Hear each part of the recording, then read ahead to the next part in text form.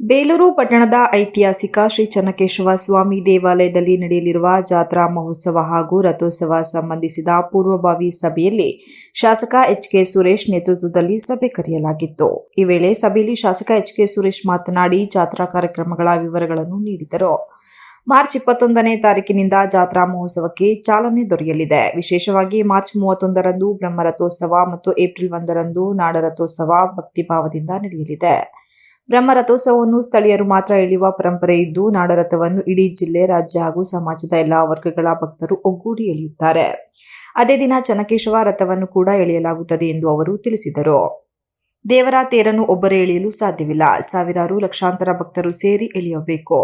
ಅಡ್ಡೆಗಾರರು, ನಾಡ ಪಟೇಲರು ಸೇರಿದಂತೆ ಈ ಭಾಗದ 8 ಮೂಲೆಗಳಿಂದ ಆಗಮಿಸುವ ಭಕ್ತರೊಂದಿಗೆ ಸೇರಿ ಪರಂಪರೆಯಾಗಿ ಬಂದಿರುವ ಈ ಜಾತ್ರಾ ಮಹೋತ್ಸವವನ್ನು ಸಾಂಪ್ರದಾಯಿಕವಾಗಿ ಆಚರಿಸಿಕೊಂಡು ಹೋಗುವುದು ನಮ್ಮೆಲ್ಲರ ಆದ್ಯ ಕರ್ತವ್ಯವಾಗಿದೆ ಎಂದು ಅವರು ಕರೆ ನೀಡಿದರು. ಈ ವೇಳೆ ಮಾತನಾಡಿದ ಬಜರಂಗದಳ ಹಿಂದೂ ಸಂಚಾಲಕ ನಾಗೇಶ್, ಶ್ರೀ ಚನ್ನಕೇಶವ ಸ್ವಾಮಿ ಬ್ರಹ್ಮರಥೋತ್ಸವವು ಹಿಂದೂಗಳ ಧಾರ್ಮಿಕ ಕಾರ್ಯಕ್ರಮವಾಗಿದ್ದರೂ ಕೂಡ ಸಭೆಗೆ ಕೇವಲ ಮುಖಂಡರು ಆಹ್ವಾನಿಸದೆ ನಿರ್ಲಕ್ಷ್ಯ ತೋರಲಾಗಿದೆ ಎಂದು ಆಕ್ರೋಶ ವ್ಯಕ್ತಪಡಿಸಿದರು.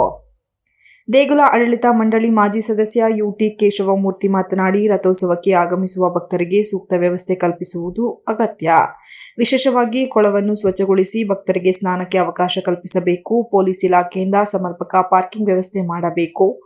4 ಬೀದಿಗಳಲ್ಲಿ ರಥೋತ್ಸವ ಸಂಚರಿಸುವ ವೇಳೆಯಲ್ಲಿ ಮನೆಗಳ ಮುಂದೆ ಅಡ್ಡದಿಡ್ಡಿ ನಿಲ್ಲುವ ಬೈಕ್ಗಳನ್ನು ನಿಯಂತ್ರಿಸಿ ಒಂದು ಕಡೆ ವ್ಯವಸ್ಥಿತ ಪಾರ್ಕಿಂಗ್ ವ್ಯವಸ್ಥೆ ಕಲ್ಪಿಸಬೇಕೆಂದು ಸಲಹೆ ನೀಡಿದರು. ಕರ್ನಾಟಕ ರಕ್ಷಣಾ ವೇದಿಕೆ ಅಧ್ಯಕ್ಷ ಚಂದ್ರಶೇಖರ್ ಮಾತನಾಡಿ, ಜಾತ್ರಾ ಮಹೋತ್ಸವದಿಂದ ರಥೋತ್ಸವ ದಿನದವರೆಗೂ ಬೀದಿ ದೀಪಗಳನ್ನು ಸಮರ್ಪಕವಾಗಿ ಅಳವಡಿಸದೆ ಪಟ್ಟಣದ ಸೌಂದರ್ಯ ಹಾಳು ಮಾಡಲಾಗಿದೆ. 20 ಲಕ್ಷ ರೂಪಾಯಿ ಟೆಂಡರ್ ಕರೆದಿದ್ದರೂ ಅಲಂಕಾರಿಕ ವಿದ್ಯುತ್ ದೀಪಗಳನ್ನು ಸರಿಯಾಗಿ ಅಳವಡಿಸಲಾಗಿಲ್ಲ ಎಂದು ಆರೋಪಿಸಿದರು. ಅಲ್ಲದೆ ಕಲ್ಯಾಣಿಯನ್ನು ಸ್ವಚ್ಛಗೊಳಿಸದೆ ನೀರು ಶುಚಿಯಾಗಿಲ್ಲದಿರುವುದರಿಂದ ಭಕ್ತರು ಅಲ್ಲೇ ಸ್ನಾನ ಮಾಡಿದರೆ ಆರೋಗ್ಯ ಸಮಸ್ಯೆಗಳು ಉಂಟಾಗುವ ಸಾಧ್ಯತೆ ಇದೆ ಎಂದರು.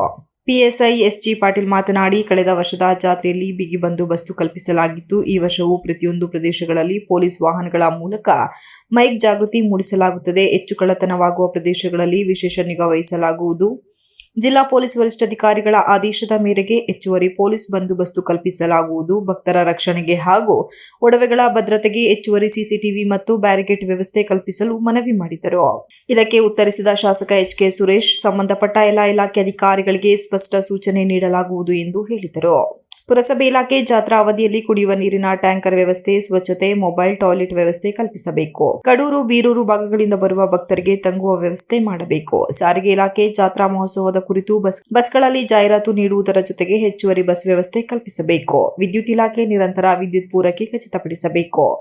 ಪೊಲೀಸ್ ಇಲಾಖೆ ಟ್ರಾಫಿಕ್ ನಿಯಂತ್ರಣ ಹಾಗೂ ಭದ್ರತಾ ಕ್ರಮಗಳನ್ನು ಕಟ್ಟುನಿಟ್ಟಾಗಿ ಜಾರಿಗೆ ತರಬೇಕು. ಆರೋಗ್ಯ ಇಲಾಖೆ 2 ದಿನಗಳ ಕಾಲ ಹೆಚ್ಚಿನ ಜನಸಂದಣಿ ಇರುವ ಪ್ರದೇಶಗಳಲ್ಲಿ ತಾತ್ಕಾಲಿಕ ಆರೋಗ್ಯ ತಪಾಸಣಾ ಶಿಬಿರಗಳನ್ನು ಸ್ಥಾಪಿಸಬೇಕು ಹಾಗೂ ಸಂಜೆ ಮನೆಗೆ ಬೇಗ ತೆರಳದೆ 2 ದಿನಗಳ ಕಾಲ ಜಾತ್ರೆ ಮುಗಿಯುವವರೆಗೆ ಅಲ್ಲಿ ಇದ್ದು ಭಕ್ತರ ಆರೋಗ್ಯ ತಪಾಸಣೆ ಮಾಡಬೇಕಾಗುತ್ತದೆ. ತಾಲೂಕಿನ ಹಳ್ಳಿಗಳಿಂದ ಬರುವ ಭಕ್ತರಿಗೆ ಅರಣ್ಯ ಇಲಾಖೆ ಆನೆಗಳ ಸಂಚರಣೆ ಇರುವ ಪ್ರದೇಶಗಳ ಬಗ್ಗೆ ಮುಂಚಿತ ಮಾಹಿತಿ ನೀಡಬೇಕೆಂದು ಸೂಚಿಸಿದರು.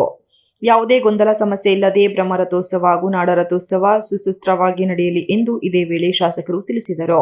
ಸಭೆಯಲ್ಲಿ ತಹಶೀಲ್ದಾರ್ ಶ್ರೀಧರ್ ಕಂಕನವಾಡಿ, ದೇಗುಲ ಕಾರ್ಯನಿರ್ವಹಣಾ ಅಧಿಕಾರಿಯಾಗಿ ತಾಲೂಕು ಪಂಚಾಯಿತಿ ಕಾರ್ಯನಿರ್ವಹಣಾಧಿಕಾರಿಯಾಗಿ ಸತೀಶ್, ಪಿಎಸ್ಐ ಎಸ್.ಜಿ. ಪಾಟೀಲ್, ಪುರಸಭೆ ಅಧ್ಯಕ್ಷೆ ಉಷಾ ಸತೀಶ್, ಕ್ಷೇತ್ರ ಶಿಕ್ಷಣಾಧಿಕಾರಿ ಭಾಗ್ಯಮ್ಮ, ಪುರಸಭೆ ಮುಖ್ಯಾಧಿಕಾರಿ ಬಸವರಾಜ್ ಶಿಗಾವಿ, ದೇಗುಲ ಆಡಳಿತ ಮಂಡಳಿ ಮಾಜಿ ಅಧ್ಯಕ್ಷ ಡಾ. ನಾರಾಯಣಸ್ವಾಮಿ, ಮಾಜಿ ಸದಸ್ಯ ಯು.ಟಿ. ಕೇಶವಮೂರ್ತಿ, ಬಳ್ಳೂರು ಉಮೇಶ್, ಪುರಸಭೆ ಸದಸ್ಯ ಶೈಲೇಶ್ ಸೇರಿದಂತೆ ಅನೇಕರು ಉಪಸ್ಥಿತರಿದ್ದರು. Ganesh, TV 46 news Kannada, Belur. You are watching TV 46 News Kannada.